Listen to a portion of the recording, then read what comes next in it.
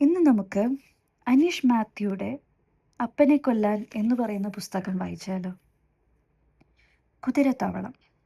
കാറ്റും വെളിച്ചവും വന്നു തുടങ്ങി. വെളുപ്പാൻ കാലം വരെ തുള്ളി മുറിയാതെ പടപടയെന്ന് ശബ്ദിച്ചുകൊണ്ട് മഴ പെയ്തു. പകലുണർന്നപ്പോൾ മഴ തോർന്നിരുന്നു. അതിൻ്റെ തിണർത്ത ഞരമ്പുകൾ പരിസരത്താകെ നിഴലിച്ചു കിടക്കുന്നുണ്ട്. ചിനച്ചു ശബ്ദം ഉണ്ടാക്കുന്ന കുതിരകൾ, കരിങ്കല്ല് പാകിയ ലായത്തിൽ കുളംപെട്ട് തല്ലുന്ന ഒച്ച. കുതിരപ്പന്തിയിലെ ജോലിക്കാർ ഓരോ കുതിരയെ വീതം കുതിരപ്പന്തിക്ക് പുറത്തേക്ക് കൊണ്ടുപോകുന്നു. ബോധിധർമ്മൻ എന്നൊരു കുതിരയെ ഒരു തമിഴൻ പേര് വിളിച്ച് പുറത്തേക്ക് കൊണ്ടുപോയി. ചില കുതിരകളുടെ ദേഹത്തെ രോമങ്ങൾ ആളുകൾ വെട്ടിയൊതുക്കുന്നുണ്ട്. കുതിരകൾ ബാക്കി 3 മാത്രം. ബ്രൂസ്ലി എന്ന പേരുള്ള കുതിര കുളംപിട്ട് തറയിൽ തട്ടി ശബ്ദമുണ്ടാക്കുന്നു. ഈ ശബ്ദം ബ്രൂസ്ലിയുടെ യജമാനനായ കല്ലനെ തട്ടി വിളിക്കുന്നതാണ്. തൻ്റെ കുതിരയ്ക്ക് കഴിക്കാനുള്ള ആഹാരവുമായി കല്ലൻ വരുന്നു. യുവാവ് നീണ്ടു വിരിഞ്ഞ വടിവൊത്ത ശരീരം, ചിന്നിച്ചിതറിയ മുടിയിഴകൾ, സമർത്ഥനായ ശില്പി തീർത്ത ദന്തഗോപുരം പോലെ മനോഹരവും കൂർത്തതും നിരയൊത്തതുമായ പല്ലുകൾ. കല്ലൻ വരുന്നത് ബ്രൂസ്ലി കാണുന്നു. കല്ലൻ കുതിരയുടെ താടി ഒന്ന് തടവി. എന്നിട്ടൊരു ചിത്രം പോലെ 2 നിമിഷം കുതിരയുടെ ദേഹത്ത് ചേർന്ന് നിൽക്കുന്നു. സ്നേഹം നിറഞ്ഞ ഒരു ശബ്ദവും ചലനവും കുതിര സൃഷ്ടിച്ചു. ബ്രൂസ്ലിക്ക് കഴിക്കാനുള്ള ആഹാരം ഒരു ഉള്ളിലാണ്. കവർ ബ്രൂസ്ലിയുടെ ചെവികളിൽ കോർത്ത് ആഹാരം കൃത്യം ബ്രൂസ്ലിയുടെ വായുടെ മുൻപിൽ വരുന്നത് പോലെ കല്ലൻ തൂക്കിയിടുന്നു. ബ്രൂസ്ലി കവറിനുള്ളിൽ തലയിട്ട് ഭക്ഷണം കഴിക്കുന്നു. കല്ലൻ കുതിരയെ കുതിരപ്പന്തിക്ക് പുറത്തേക്ക് കൊണ്ടുപോകുന്നു. അലറി വിളിച്ചു തീരത്തേക്ക് വന്ന് പതിഞ്ഞ് പാവമായി തിരികെ പോകുന്ന തിരമാലകൾ. ജലമുഖം പിളർത്തി മുങ്ങാങ്കുഴിയിടുന്ന ചക്രവാളം. അസ്തമയം ഓറഞ്ച് നിറം പരത്തിയിട്ടിരിക്കുന്നു. സൂര്യാസ്തമയം കാണാൻ ആളുകൾ കടൽ തീരത്ത്. കച്ചവടക്കാർ, കാമുകന്മാർ, ഏകാകികൾ, സർവത്ര മനുഷ്യരും വന്നും പോയും കടൽ തീരത്തുണ്ട്. കല്ലൻ തൻ്റെ കുതിരയെ ഉപയോഗിച്ച് കുതിര സവാരി നടത്തുന്ന ജോലിയാണ്. കുതിരപ്പുറത്ത് അത്ഭുതത്തോടെ ഇരിക്കുന്ന ഒരു 5 വയസ്സുകാരൻ ആൺകുട്ടി. കുതിരയെ നിയന്ത്രിച്ച് കല്ലൻ അടുത്ത് നടക്കുന്നുണ്ട്. കുട്ടിയുടെ കുതിര സവാരി കഴിയുമ്പോൾ അവൻ്റെ മാതാവ് കല്ലന് കൂലിയായി 100 രൂപ കൊടുക്കുന്നു. കല്ലൻ വാങ്ങി പോക്കറ്റിൽ വെക്കുന്നു. തുടർന്ന് ആളുകൾക്കിടയിലൂടെ കുതിരയെ ഓടിച്ചു നടന്ന് സവാരിക്ക് ആളുകളെ തേടുന്നു. 2 കമിതാക്കൾ കുതിരപ്പുറത്ത് സവാരി ചെയ്യുന്നു. പെട്ടെന്ന് കുതിര കമിതാക്കളെ തൻ്റെ ദേഹത്തു നിന്നും തെറിപ്പിച്ച് ഓടുന്നു. പുറകെ കല്ലനും. ബ്രൂസ്ലി!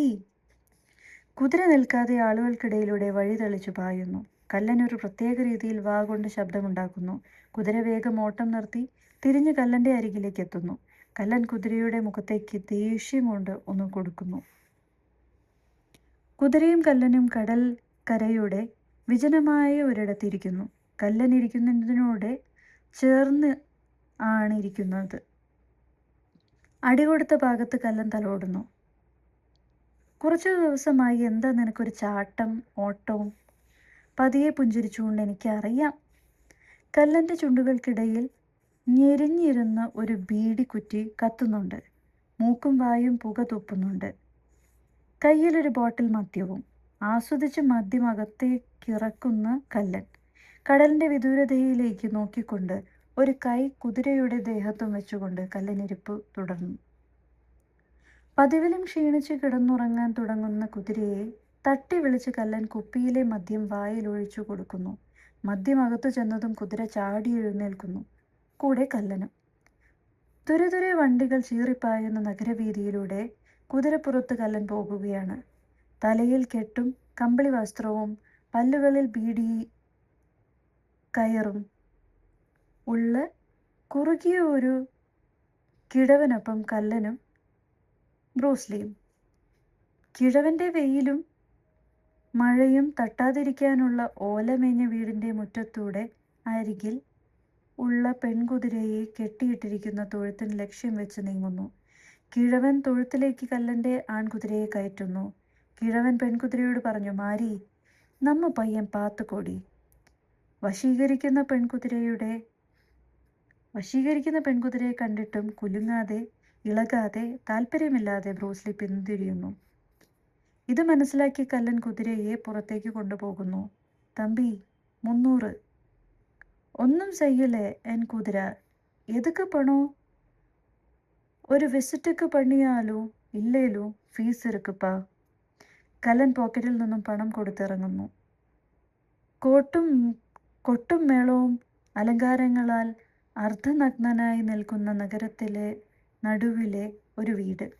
വിജയത്തിൻ്റെ ലഹരിയും ആരവവും അസൂയയും ഏറെക്കൊണ്ട് കുറേ മനുഷ്യർ വീടിന് വെളിയിൽ ശബ്ദാരവങ്ങൾ സൃഷ്ടിക്കുന്നു.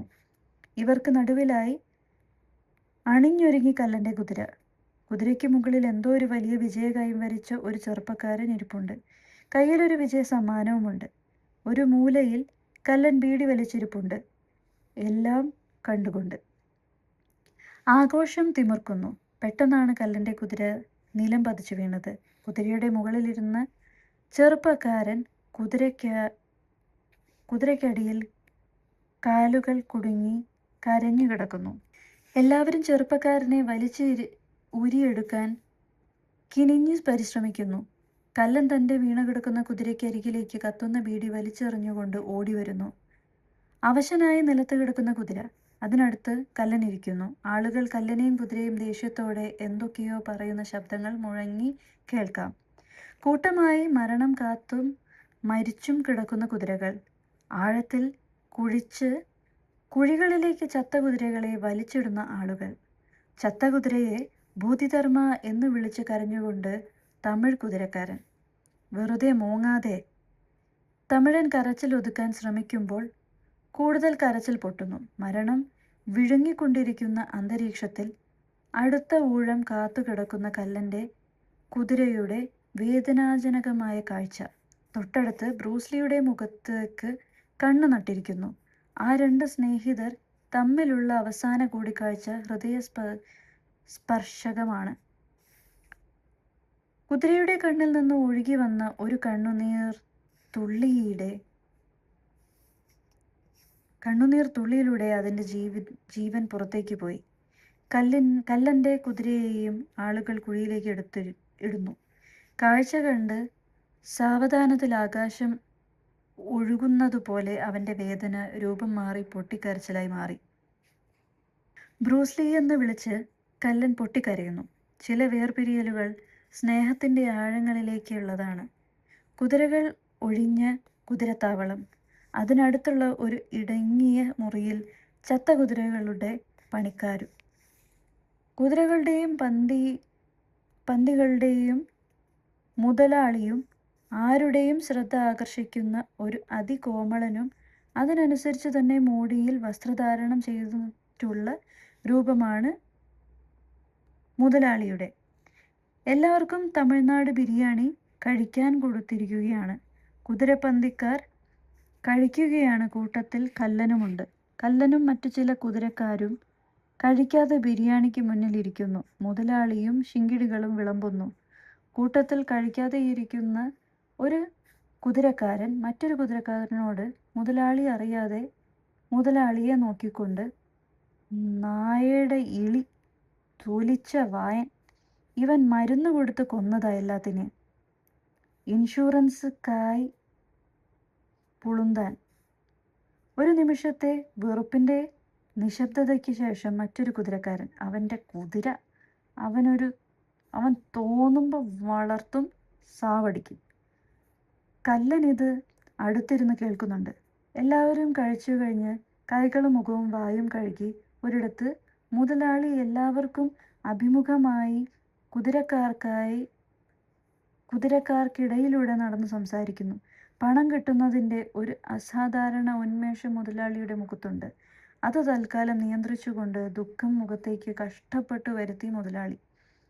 വിധി ശാപ്പിട്ടു നമ്മ കുതിരകളെ, എന്ന പണ മുടിയും.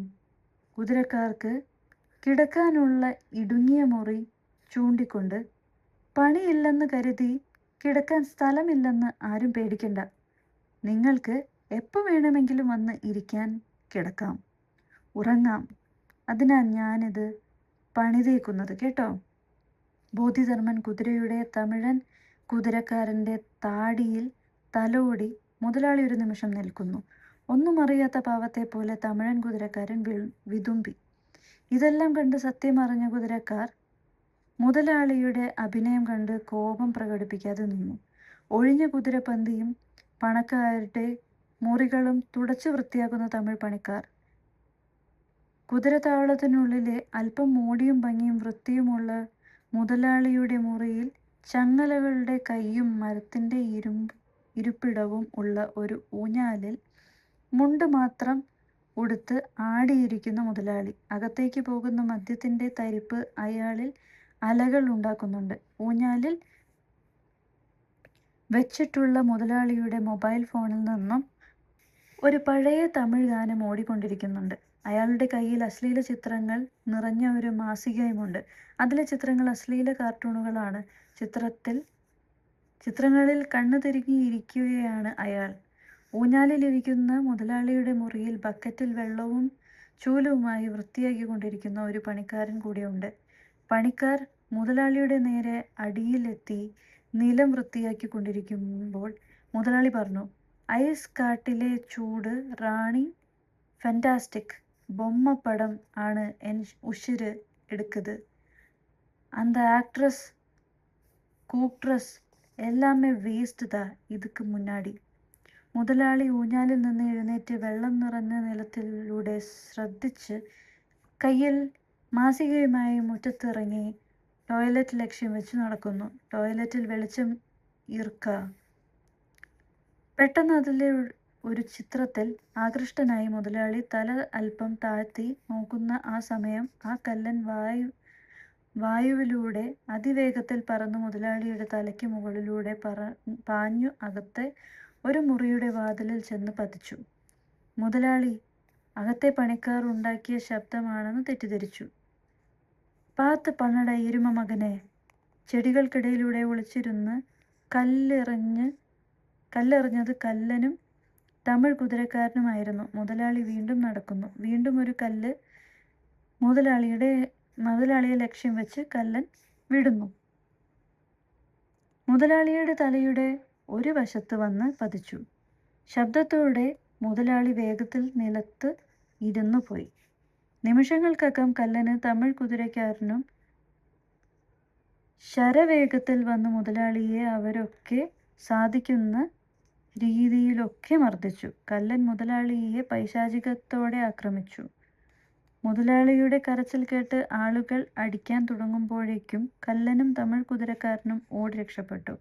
കല്ലനും കുതിരക്കാരനും ട്രെയിൻ കാത്തു നിൽക്കുകയാണ്. രണ്ടുപേർക്കും രണ്ടിടങ്ങളിലേക്ക് പോകേണ്ടത്. കുതിര താവളത്തിലെ ഭൂതകാലം മുഴുവൻ ഇന്നിതാ ഒരു കനുത്ത കണ്ണു നീർത്തുള്ളിയായി അടർന്നു വീഴാൻ പാകത്തിൽ നിൽക്കുന്നു. നീണ്ടു നീണ്ടു പോകുന്ന റെയിൽ പാളങ്ങളിൽ ദൃഷ്ടി പതിപ്പിച്ചുകൊണ്ട് നിൽക്കുകയാണ് കല്ലൻ. കൂക്കി വിളിയോടെ പ്ലാറ്റ്ഫോമിലേക്ക് തമിഴൻ കുതിരക്കാരൻ്റെ ട്രെയിൻ എത്തുന്നു. ട്രെയിൻ കണ്ടതോടെ പ്ലാറ്റ്ഫോമിൽ ഒരു തിരക്ക്. പെട്ടെന്ന് തൂക്കിയെടുക്കപ്പെട്ടു. കുട്ടികളൊക്കത്തായി മുണ്ടുകൾ മുറുക്കി ഉടുക്കപ്പെട്ടു. ആളുകൾ തയ്യാറെടുക്കുകയാണ് യാത്രയ്ക്ക്. കല്ലൻ ഒരു വിളക്കുകാലും ചാരി ഒരു ബീഡിയും വലിച്ചുകൊണ്ട് എന്തോ ആലോചിക്കുകയാണ്. തമിഴ് കുതിരക്കാരനും കല്ലനും വേർപിരിയുന്നതിൻ്റെ ദണ്ണം മുഖത്ത്. ചെറുതായി കണ്ണീർ പൊഴിച്ചുകൊണ്ട് തമിഴ് കുതിരക്കാരൻ കല്ലനെ ആലിംഗനം ചെയ്യുന്നു. വിഷമത്തിൻ്റെ കട്ടി കുറയ്ക്കാൻ തമിഴ് കുതിരക്കാരൻ കല്ലനോട്, കരയാൻ വായ്പ കൊടുക്കാതെ ரொம்ப ജാസ്തി അഴുതുങ്ങണം. തമിഴ് കുതിരക്കാരൻ കല്ലനരികിൽ നിന്നകന്ന് ട്രെയിനിനകത്തേക്ക് കയറാൻ ശ്രമിക്കുന്നു. ഇറങ്ങുന്നതുവരെ തിരക്ക് കൊണ്ട് കയറാൻ വിഷമം. വണ്ടി ചൂളം വിളിച്ചു. ചക്രങ്ങൾ പാളത്തിൽ കിടന്നു അരഞ്ഞു. പല്ല് പുളിപ്പിക്കുന്ന ഒരു ശബ്ദമുണ്ടാക്കുന്നു. വണ്ടി നീങ്ങി. കല്ലൻ്റെ കൺമുന്നിലൂടെ ആ തീവണ്ടി ഇഴഞ്ഞു മറഞ്ഞു. കല്ലൻ തനിക്ക് പോകാനുള്ള ട്രെയിൻ വരുന്ന പ്ലാറ്റ്ഫോമിലേക്ക് നടക്കുന്നു. പ്ലാറ്റ്ഫോമിൽ സ്ഥാപിച്ചിരിക്കുന്ന വാട്ടർ പൈപ്പിൽ നിന്ന് വെള്ളം കുടിക്കാൻ ടാപ്പ് ഓണാക്കുന്ന കല്ലൻ. പക്ഷെ വെള്ളമില്ല. കല്ലൻ കാലുകൊണ്ട് പൈപ്പിൻ്റെ കാലിൽ ഒരു ചവിട്ട് കൊടുത്തിട്ട് അവിടുന്ന് നടക്കുന്നു. കല്ലന് പോകാൻ തീവണ്ടി വന്നു നിൽക്കുന്നു. കെട്ടി നിർത്തിയ ജലം ഒരു ചെറിയ പഴുത് ഉണ്ടാക്കുമ്പോൾ കൂട്ടത്തോടെ തിക്കിത്തിരക്കി പഴുതിലൂടെ ഒഴുകുന്നത് പോലെ തീവണ്ടിയുടെ വാതിലിനുള്ളിലൂടെ ആളുകൾ വണ്ടിയിൽ കയറിക്കൊണ്ടിരിക്കുന്നു. കൂടെ കല്ലനും കയറി. തിരക്കിൽ ആളുകളുടെ കെട്ടിമറഞ്ഞ വിയർപ്പ് ഗന്ധത്തിൻ്റെയും ഞെരുങ്ങിയ കൂട്ടത്തിൻ്റെയും ഇടയിൽ നിൽക്കാനാണ് കല്ലന് ഇടം കിട്ടിയത്. കല്ലൻ്റെ കണ്ണുകൾ തീവണ്ടിക്കുള്ളിൽ പാറി കളിക്കുകയാണ്. തീവണ്ടിയുടെ ഭിത്തികളിൽ തെണ്ടിച്ചെക്കന്മാരുടെ കലാവാസനകൾ പലതും എഴുതി ചേർത്തിട്ടുണ്ട്. കാതിൽ വളയിട്ട ഒരു താടിക്കാരൻ വായും പൊളിച്ചു നിൽക്കുന്നു. അവൻ്റെ വായിൽ നിന്നൊരു തെങ്ങ് മുളച്ചു പൊങ്ങിക്കൊണ്ടിരിക്കുന്നു. ഒരു തെണ്ടിച്ചെക്കനാണ് വരച്ചു കൊണ്ടിരിക്കുന്നത്. ഇപ്പൊ പൊട്ടും പൊട്ടും. അടുത്തു നിന്നൊരു കുട്ടിയുടെ ശബ്ദം. ഞാൻ നിൽക്കുന്നതിനടുത്ത് സീറ്റിൽ ഒരു സ്ത്രീയും 2 കുട്ടികളും ഇരിക്കുന്നുണ്ട്. ചന്തമുള്ള കുട്ടികൾ. ഒരു കുട്ടി ബലൂൺ ഊതി വീർപ്പിക്കുകയാണ്. മറ്റേയാൾ താക്കീത് ചെയ്യുകയാണ്. ഇപ്പൊ പൊട്ടും, ഇപ്പൊ പൊട്ടും. കുട്ടികളെ നോക്കിയിരിക്കുന്ന അമ്മ മുഖത്ത് എന്തൊരു സംതൃപ്തിയാണ്.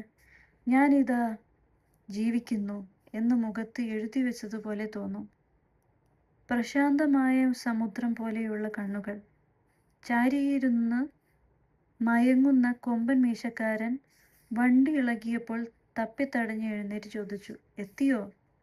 ഒരു തമിഴ് തെണ്ടി ഒരു പാട്ട് പാടുന്ന താളത്തിൽ, വേല സെഞ്ച് എനിക്ക് ജോലി സെഞ്ച് അമ്മക്ക് കൊടുക്കാൻ പറ്റില്ല, ഉലകത്തിലെ പെരുസ് അമ്മ താനേ. ഈ വരികളും ഈണവും തുടർച്ചയായി ഉരുവിട്ടാണ് തെണ്ടി പിച്ചെടുക്കുന്നത്. ഇത് കല്ലൻ കാണുന്നുണ്ട്. വേദനാജനകമായ വരികൾ തെണ്ടി ഒരു വികാരവും കൂടാതെ ആവർത്തിച്ചു പിച്ചിയെടുക്കുന്നു. കുപ്പിയിലെ പിച്ച കഴിഞ്ഞപ്പോൾ ഡോറിനടുത്ത് ചെന്ന് നിൽക്കുമ്പോൾ തൻ്റെ കീപാഡ് ഫോണിലേക്ക് അമ്മയുടെ കോൾ വരുന്നു. അവിടുന്ന് എന്താണ് പറയുന്നതെന്ന് കേൾക്കുന്നില്ല. ഒരു തെറിച്ച സ്നേഹം കാണാത്ത ഭാഷയിലും ശബ്ദത്തിലും തെണ്ടി. ഏതൊക്കെ എപ്പോഴും വിളിച്ചിട്ടിരിക്ക് പൈത്യം അവങ്ങൾക്ക്. ഇത് കല്ലൻ കാണുന്നുണ്ട്. മുന്നോട്ട് പായുന്ന തീവണ്ടിക്ക് ഉള്ളിൽ നിന്നുകൊണ്ട് കല്ലൻ തൻ്റെ പുറകിലെ കഴിഞ്ഞ കാലത്തിലേക്ക് ചിന്തയെ പായിച്ചു.